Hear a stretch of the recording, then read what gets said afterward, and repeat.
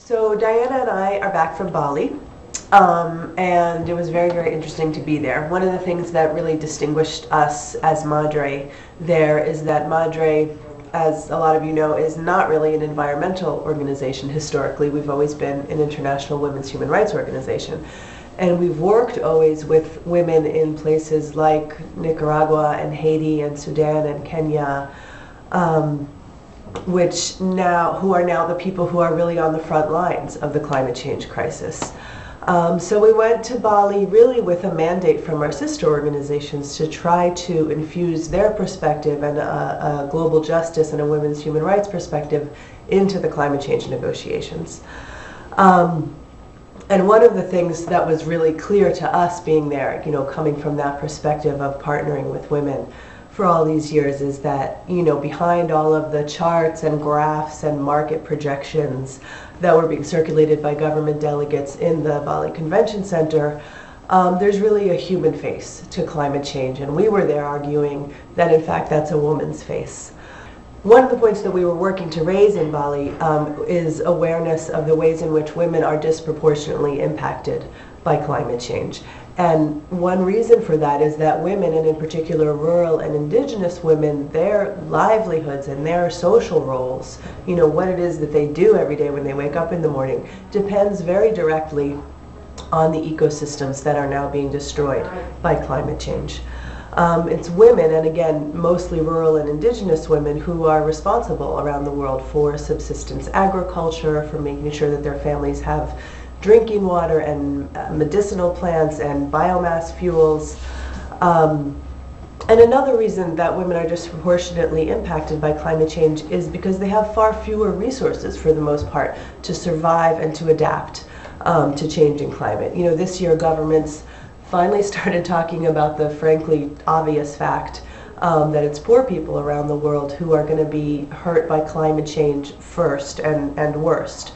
But what governments aren't really talking about is the fact that 70% of poor people worldwide are women.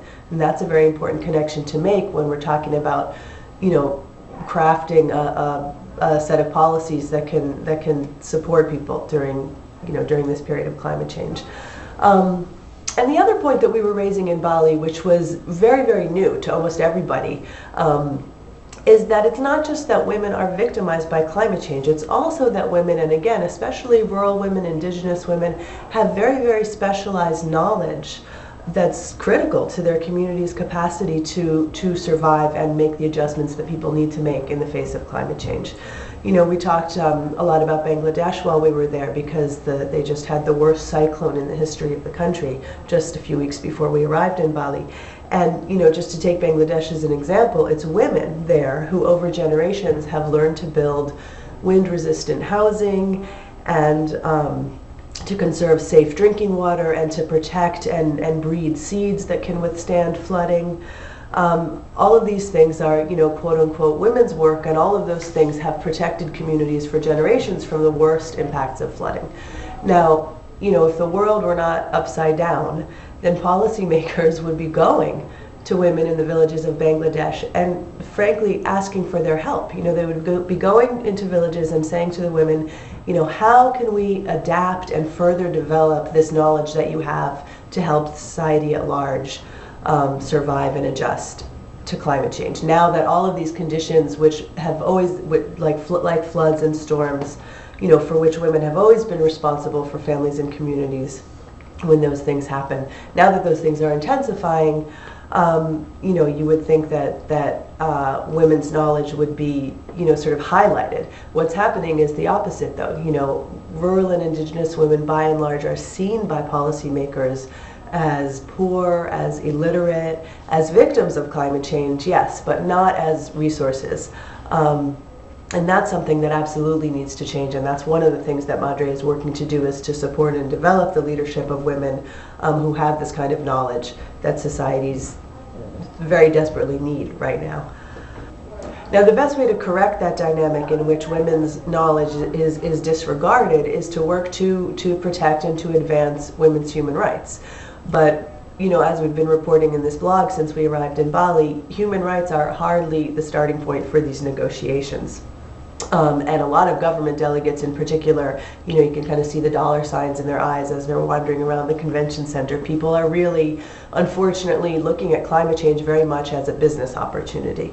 And as for, women's particular roles, or the sort of gender dimension of all of this, the word gender is not even mentioned either in the Kyoto Protocol or in the 1992 convention, which is kind of like the framework for all of this policies. And because the negotiations aren't happening in a human rights framework, it's not just that climate change is threatening women and families, it's also that some of the proposed solutions are creating a whole new set of threats to women and families. So policies like large-scale industrial agrofuels and the clean development mechanism, and even carbon trading, which is sort of, the overarching solution that a lot of governments have on offer, really are threatening women and communities in many, many places. That's one of the things that we work to highlight in the blog, and as we continue to focus on the issue of climate change over the next months with our sister organizations, we're going to be talking more not just about what's wrong with some of the policy proposals that are out there, but also about real solutions that our sister organizations and other women and communities around the world are putting forward.